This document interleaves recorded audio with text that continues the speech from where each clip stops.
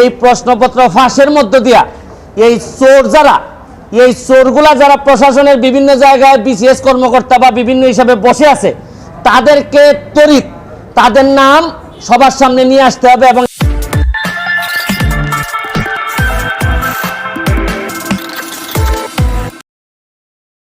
বাংলাদেশে এখন চলতেছে, এর মধ্যে একটা বড় ইস্যু হচ্ছে গিয়ে যে প্রশ্নপত্র ফাঁসের সাথে পিএসসির দেখা যাচ্ছে যে উপসহকারী সহ এবং পিএসসির চেয়ারম্যানের গাড়ির ড্রাইভার সৈয়দ আবেদ আলী, তারা ধরা পড়েছেন।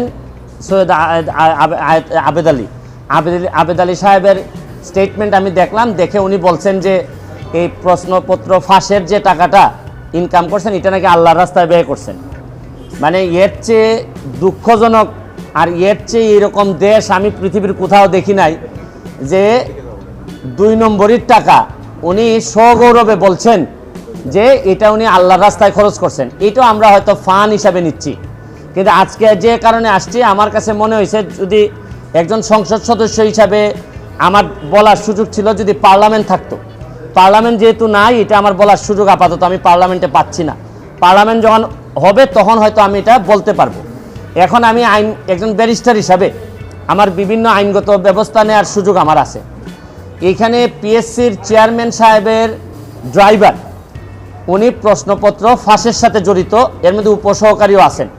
তো উনি ড্রাইভার থাকাকালীন সময়ে পিএসসির চেয়ারম্যান অনেকেই ছিলেন।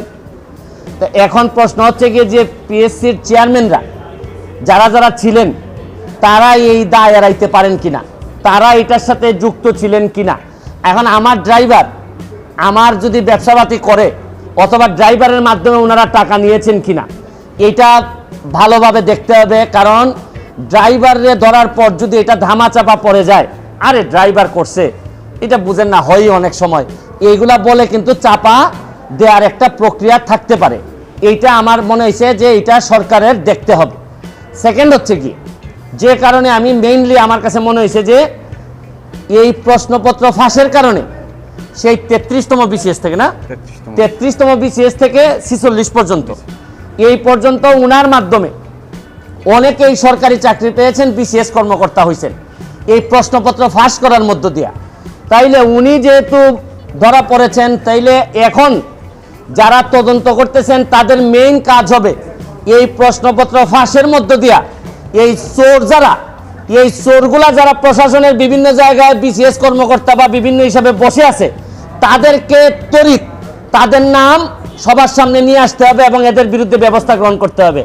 আমিও তো বলি মাঝে মধ্যে অনেক সরকারি কর্মকর্তা, ইভেন ডিসি ধরেন অনেক বড় বড় কর্মকর্তা, এদের কথাবার্তা আমার শুনলে মনে হয় যে আরে এত ইনকম্পিটেন্ট একটা লোক ডিসি হয় কিভাবে, একটা ইনকম্পিটেন্ট একটা লোক ইয়নো হয় কিভাবে। আমি যখন দেখি তখন আমার হিসাব মিলে না। এখন আইসা ওই সৈয়দ আবেদ আলীর মাধ্যমে আমার কিছু হিসাব মিলতেছে। তাইলে এই চোরগুলা ওই বিভিন্নভাবে ছড়াই পড়ছে। শুনেন, যুদ্ধাপরাধী, মানবতা বিরোধী অপরাধীরা যে যে জায়গায় থাকে আমরা খুঁজে বের করি, এদেরকে দায়িত্ব দেই না। এদের সেই এই চোরগুলা কি কোনো অংশে কম? এরা সারা জীবন দেশটারে লুটতে খাবে। আরে এই আবেদ আলী তো চলে যাচ্ছে, আবেদ আলীর তো আর কোনো অসুবিধা নাই, যা বানানোর বানাই ফেলছে। আর এই যে আপনার ডাসার উপজেলা চেয়ারম্যান প্রার্থী হয়েছিল, আল্লাহ বাঁচাইছে ডাসার মানুষে।